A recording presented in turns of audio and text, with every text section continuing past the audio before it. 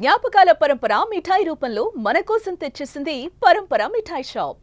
ఈరోజు కార్యక్రమానికి ముఖ్య అతిథి ఒక ఉద్యమం చేయాలన్నా, ఒక జనాల్లో ఒక ఇన్స్పిరేషన్ తేవాలన్నా తనకంటూ ఒక ప్రత్యేక స్థానం. ప్రధాని మోదీ గారి మన్ననలు పొందుతూ ఆయన ఆశీస్సులతోటి ఎంతో మందికి ప్రేరణగా నిలిచారు.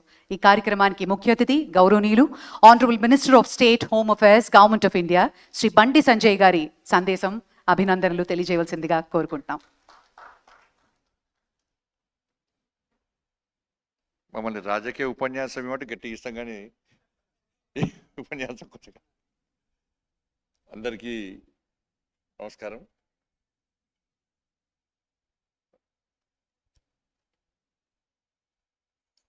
వాస్తవం లోకేష్ గారు డౌట్ వచ్చింది అన్నట్టు. వాళ్ళ కుటుంబం అందరు కూడా సినీ ఫీల్డ్కి వచ్చారు, హీరో లేరు, హీరోయిన్ లేరు. కానీ లోకేష్ గారు ఎందుకో సినీ ఫీల్డ్ పోకుండా ఇటు హీరో అయింది, ఇక్కడ పొలిటీషియన్ అయినట్టున్నారు. చాలా సంతోషం. అందరికీ నమస్కారం. బాలకృష్ణ గారి యొక్క ఈ కార్యక్రమంలో పాల్గొనడం సంతోషం.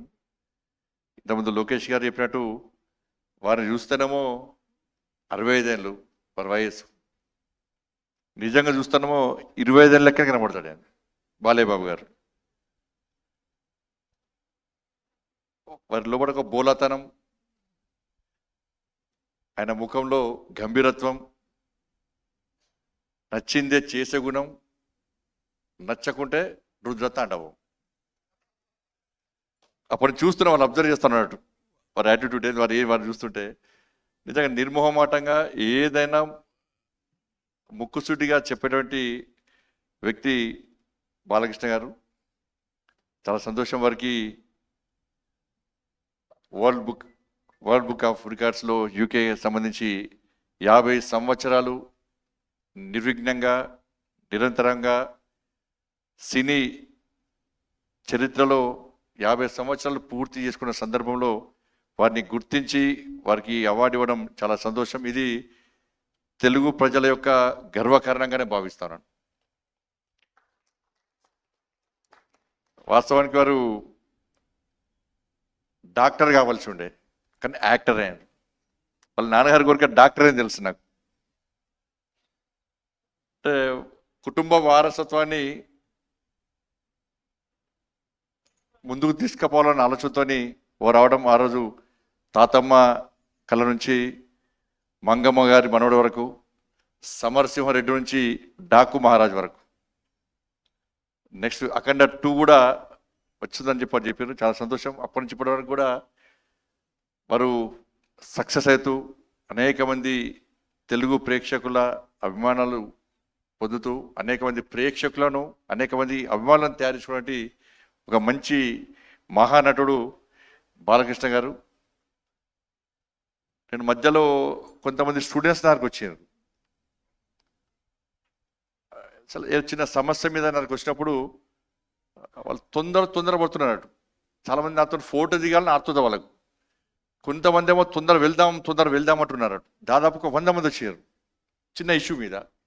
మీకు ఇంత తొందర ఎందుకు అంటే, లేదు సార్, ఈరోజు బాలకృష్ణ గారి మూవీ వచ్చింది, మా బ్యాచ్మెంట్స్ అందరం కూడా బెట్టు కట్టుకున్నాం, ఆ బెట్టులో ఒక అతను ఓడిపోయిన తర్వాత బెట్ ఏంది అంటే, ఈరోజు మీ అందరిని కూడా బాలకృష్ణ గారి మూవీ తీసుకెళ్తా అని చెప్పాను.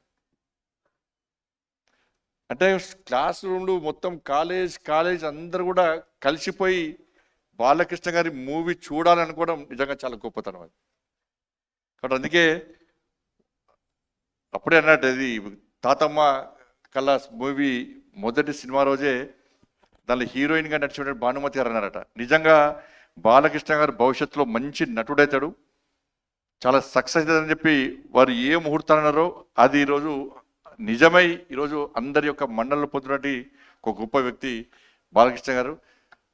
సరే, అనేక సందర్భాల్లో వారి గురించి తెలుసుకొని నేను ఒక సందర్భంలో ఈ సినీ ఫీల్డ్లో చాలా ఇబ్బందులు పడి అనేక ఒడిదుడుకు ఎదుర్కొని అనేక అవమానాలు ఎదుర్కొన్నా కూడా ఎక్కడ కూడా వెనుకడి వేయకుండా నేను అనుకున్న లక్ష్యం చేరుకోవాలి, ప్రజల మన్నను పొందాలి, నేను ఈ సినీ ఫీల్డ్లో సక్సెస్ కావాలని చెప్పి ఒక లక్ష్యాన్ని ఎంచుకొని ముందు పోతున్న తరుణంలో చాలా సందర్భాలు గతంలో ఎన్టీ రామారావు గారు, స్వర్గీయ ఎన్టీ రామారావు గారి యొక్క చరిత్రను వ్యక్తీకరించి అవాస్తవాలను చూపెడుతున్న తరుణంలో మహానాయకుడు అని చెప్పి అనేక సినిమాలు నిర్మించి వారి యొక్క వాస్తవ చరిత్రను చూపినటువంటి ఒక మంచి వ్యక్తి బాలకృష్ణ గారు. నిజంగా డాక్టర్ కాలేకున్నా కూడా వాళ్ళ బస్వతారకం క్యాన్సర్ హాస్పిటల్, మొన్ననే ఎఫ్సిఆర్కి సంబంధించి ఇబ్బందులు ఉన్నప్పుడు ఆ డిపార్ట్మెంట్ నాదే కాబట్టి నేను అమిత్ షా వారి దగ్గరికి పోయి, సార్ ఇది బస్వతారకం, భరత్ గారు ఇక్కడ ఉన్నారు మా పార్లమెంట్ సహచార పార్లమెంట్ సభ్యులు, ఈ బస్వతారకం ఆ క్యాన్సర్ హాస్పిటల్ చాలా మందికి సేవ చేస్తున్నారు సార్, చాలా మందిని జీవితాలను కాపాడుతున్నారు. ఈ ఎఫ్సిఆర్కి సంబంధించిన ప్రాబ్లం వచ్చింది సార్, దీన్ని మనం తప్పకుండా చేయాల్సిన అవసరం ఉందని చెప్పిన తర్వాత వారు వెంటనే బాలకృష్ణ గారి కదా తప్పకుండా చేసాయి. నాకు కూడా క్యాన్సర్ బస్వతారకం క్యాన్సర్ హాస్పిటల్ నాకు కూడా ఐడియా ఉంది, చాలా మందికి సేవ చేస్తున్నారు, చాలా మంది ప్రాణాలు కాపాడుతున్నారు. ఇప్పుడు క్యాన్సర్ వల్ల చాలా మంది ఇబ్బంది పడుతున్న తరుణంలో వాళ్ళు చేస్తున్న సేవను గుర్తించి ఆ ఎఫ్సిఆర్ని తిరిగి ఓపెన్ చేయాలని చెప్పి వారి ఆదేశం ఇచ్చిన తర్వాత వెంటనే కూడా నా డిపార్ట్మెంట్ కాబట్టి అమిత్ షా గారి యొక్క ఆదేశాల వరకు చేయడం జరిగింది. వాళ్ళ బస్వతారకం హాస్పిటల్లో ఒక క్యాన్సర్ పేషెంట్ అడ్మిట్ అయిందంటే ఒక భరోసా, ఒక ధైర్యం, ఒక విశ్వాసం వాళ్ళందరికీ కూడా. అటువంటి ఒక మంచి హాస్పిటల్ ద్వారా ఇవాళ సేవ చేసే ప్రయత్నం చేస్తున్నారు. ఇప్పుడే తెలిసి నాకు ఆంధ్రప్రదేశ్లో కూడా తిరిగి బస్వతారకం క్యాన్సర్ హాస్పిటల్ కూడా ప్రారంభిస్తుండడం నిజంగా చాలా సంతోషం. బట్ ఇటువంటి పరిస్థితుల్లో ఇలా బాలకృష్ణ గారు ఒక మంచి ఈ అవార్డుని తీసుకోవడం ఇది తెలుగు ప్రజల యొక్క గర్వకారణం. ఎందుకంటే తెలుగు ప్రజలకు తెలుసు, ఆవేశం వచ్చినా, ఆక్రోశం వచ్చినా, ఆనందం వచ్చినా, ఆలోచన వచ్చినా ఒక్కసారి జై బాలయ్య అంటే టెన్షన్ రిలీఫ్ వాళ్ళకందరూ కూడా. కాబట్టి అటువంటి బాలకృష్ణ గారు ఈరోజు వారి ఫంక్షన్కి నేను రావడం చాలా సంతోషం. భవిష్యత్తులో వారి ఇంకా 65 ఇయర్సే, ఇంకా 35 ఇయర్స్ బాకీ ఉంది. ఇంకా ఈ 35 ఇయర్స్ కూడా మీరు ఇదే ఆలోచనతో, ఇదే మంచి ఆలోచనతో, ఇదే జోష్తో, ఇదే హోస్తో తప్పకుండా ఇంకా ఈ సినీ ఫీల్డ్లో సక్సెస్ కావాలని చెప్పి ఆ ధైర్యాన్ని, ఆ శక్తిని, ఆ ఆయుష్ను, ఆ ఆలోచనను ఆ తల్లి అమ్మవారు మీకు అందించాలని చెప్పి అమ్మవారిని వేడుకుంటూ, ఇక్కడ ఇద్దరు, మా అక్కగారికేమో జయసుధ గారు అంటే చాలా పిచ్చి, మా బావగారికేమో బాలకృష్ణ గారు అంటే పిచ్చి. వాళ్ళు ఇద్దరు కొట్టాడుకుంటూ ఉంటారు అన్నట్టు. ఈరోజు మా అక్కగారు చూస్తున్నారు, టీవీలో చూస్తున్నారు, మా అక్క బావగారు ఇద్దరు వారి పక్కన నా పక్కన వారొకరు వీరొకరు కూర్చోవడం అది కూడా సంతోషం నాకు చాలా. కాబట్టి అందరికీ నమస్కారం, థ్యాంక్ యూ, జై భారత్, జై శ్రీరామ్. సుమన్ టీవీలో మీ పర్సనల్ అండ్ బిజినెస్ ప్రమోషన్స్ కోసం కింది నెంబర్కి కాంటాక్ట్ చేయండి.